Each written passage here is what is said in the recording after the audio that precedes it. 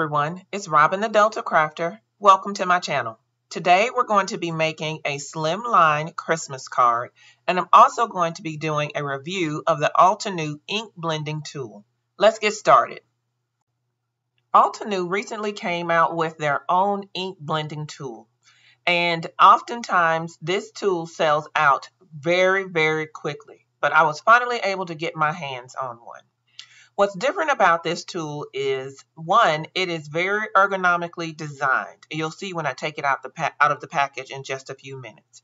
But the other thing that's really unique about this tool is that it has a very large surface. So when you are working on large ink blending areas, this tool is great for working on large areas. As you can see here, it's designed very differently than other blending tools that are on the market.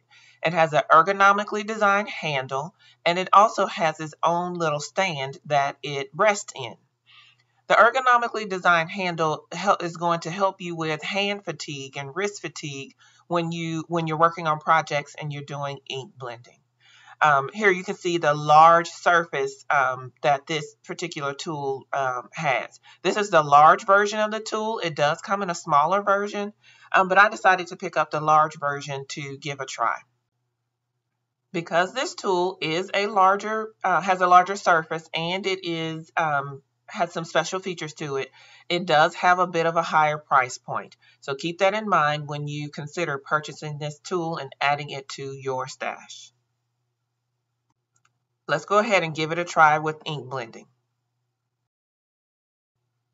For this card, I'm going to be using a Bristol Smooth White cardstock by Canson. It is on this pad, and it is a 100-pound weight. Off camera, I've already cut my panel down to 8 3/4 by 3 3/4. This is a typical Slimline card size, but I suggest that you go to Jennifer McGuire's YouTube channel and watch her video about the various different Slimline card sizes. For my background, which is going to be a dark night sky, I'm going to be using 3 Distress Oxide inks: Faded Jeans, Chipped Sapphire, and Black Soot. When I bought this tool, I wasn't sure what color family I was going to use it with, because I was only able to purchase one at this time, because I just wanted to give it a try and see if I liked it before I made a larger investment, if that's what I chose to do. But I'm very glad that I chose the blues to use with this with this ink blending tool, because I feel like I will be using the blues a lot for various different sky backgrounds.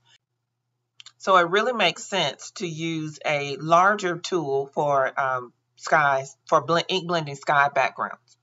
So here I am. I'm going in with the Faded Jeans first, and I'm really liking the way that it is covering a lot of area very quickly.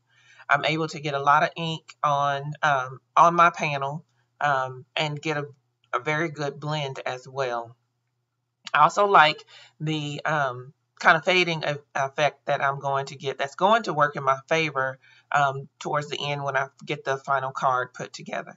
But you can see there I kind of went heavy-handed with the ink, and I was able to blend it out very easily with this tool. Also, in this application right there, I went direct to paper and still was able to get a great blend.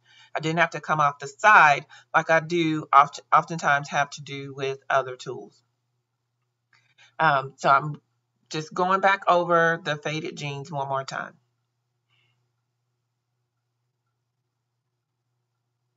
Making sure I have a good coverage. So now that I have my Faded Jeans down, I'm going to come in now with my second color of Chipped Sapphire. And so I'm going to come in with this. It's just a slightly darker blue, which is going to give us a nice ombre effect in our sky. So I'm coming in with that second color, and you can see there how smoothly this color is going on. One, because of it's an oxide ink. Two, because I'm using Bristol Smooth paper, which takes ink blending very well. But also thirdly, because of this Altenew ink blending tool with this larger surface. So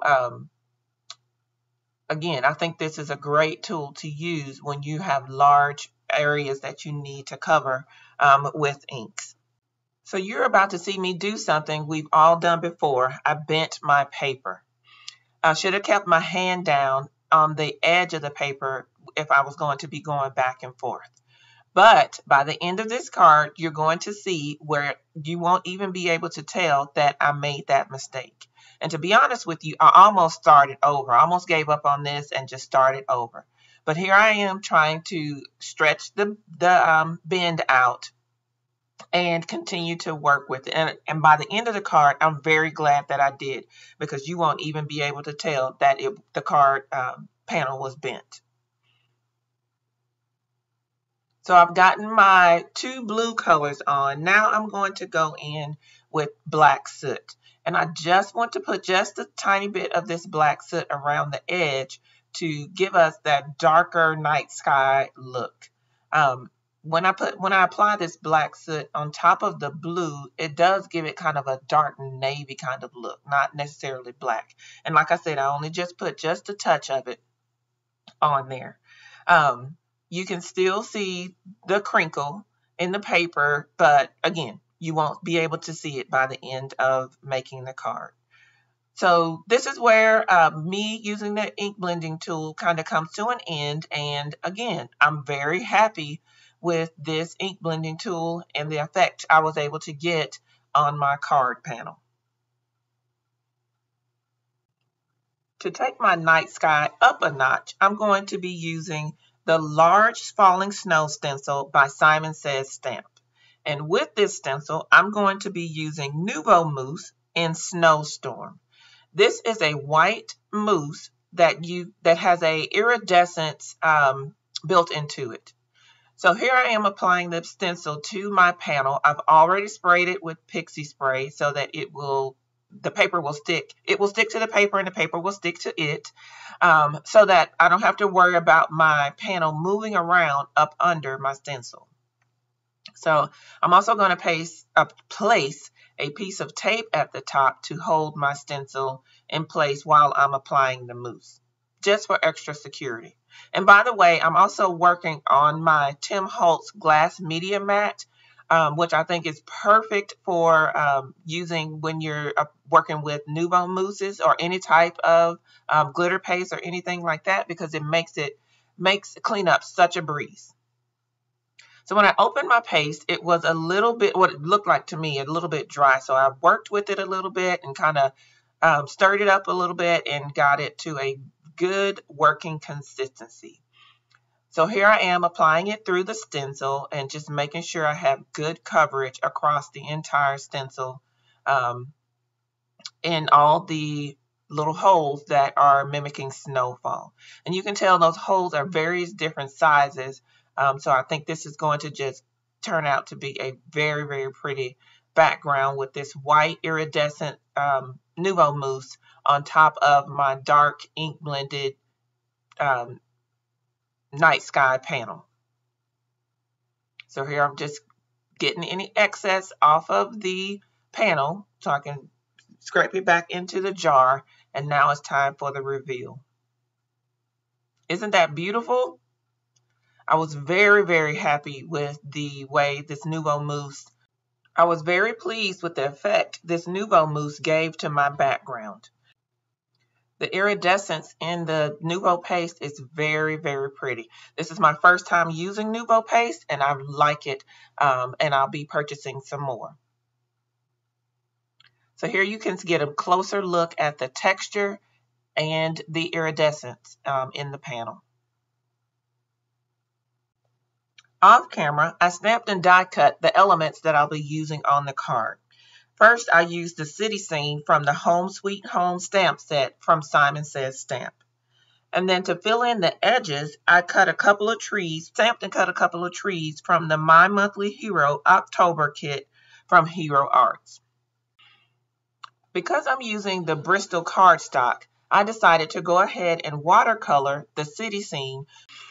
To do this, of course, I'm going to be using my absolute favorite watercolor set, my Gonzai Tambi watercolor set. This is the 36 pan set, And as you can see by that blue there, I've used it quite a bit. I've got a lot of life left in these colors, but I may have to replace a couple of pans pretty soon. So I'm going to get started by coloring in some of this small cityscape. I think I'm going to work on one of the buildings first. Yes, that's what I decided to work on.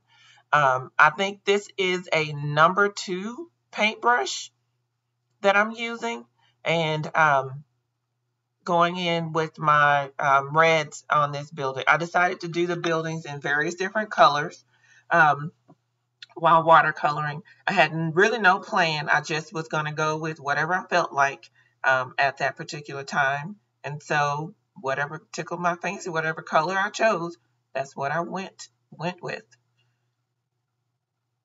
So I'm coloring in some of the building right here, and then I'll move on to the next piece. So here you can see I've colored in pretty much the entire cityscape and just finishing up with the windows, with just providing a little bit of blue, light blue on those. So here's what the finished panel or element, I'm sorry, cityscape looks like. I was very pleased with the way that it came together with my watercoloring. Watercoloring is one of my favorite ways to add color to my various projects. So no card is complete without a sentiment. So I'm using the Holiday Greetings Mix 1, also from Simon Says Stamp, to add my greeting to my card. I decided to go with the Merry and Bright sentiment that's in this stamp set. And I'm also going to be using the Festive Berries ink, oxide ink, to stamp this with. I wanted to share with you one trick that I think I learned this from Kathy Zilski, or either Kathy Zilski or Jennifer McGuire, of how to line up your stamps. So if you put your stamp down and make sure that your sentiment is stamping straight. If you're using a tool like a Misty, like I am right here, you can put your stamp in there and use some sort of straight edge to level out your stamp. Here I'm using one of the creative corners from My Sweet Petunia that goes along with the Misty. And you saw there, I just showed you the ink that I used to stamp my sentiment, which again is Festive Berries in the Distress Oxide ink. So I stamped my first layer, and using my sleeve to make sure that I can rub all across the door of the Misty to make sure I get a good stamped image. Now I've gotten all of the pieces cut and ready, and so now it's time to assemble. So I've placed my cityscape on the card about where I would like for it to be, and you can tell that this cityscape is just a little bit short for the size of the card panel that I've chosen to make. So that's the reason, another reason why I wanted to add the trees and have those Christmas trees to go along, and I can add those along the side to complete the card and not have it look like it's too short. So now I'm just going behind my cityscape and just adding a couple more trees along the path. So off camera, I've glued the trees and the cityscape down, and I just used some strong liquid adhesive for that. And now I'm going to adhere my panel to my card base. My final card base is 9 inches by 4 inches. And so that will give us just a little bit of a white border around all 4 edges of the card. So here I am applying the panel, to the card base and getting it positioned and adhered down. I'm already in love with the way this card looks. Now, if you look at the bottom, remember earlier when I talked to you about how the blending of the blue ink into the white was going to work for me? Now it looks, you can see it here, it kind of looks like it's a snowy hill or a snowy background, and then it fades into the night sky. And that's where using that blending tool really worked in my favor. So I put some foam tape on the back of my sentiment, and I have adhered that to the panel. And now the card is finished. I'm very, very pleased with how this card came together. I hope you have enjoyed watching me make this card and giving you a review of the Altenew Ink Blending Tool. If you have, I would appreciate it if you would give this video a thumbs up. You can also join me on Facebook and Instagram at The Delta Crafter. Until next time, guys, I hope you have a wonderful holiday season. Enjoy!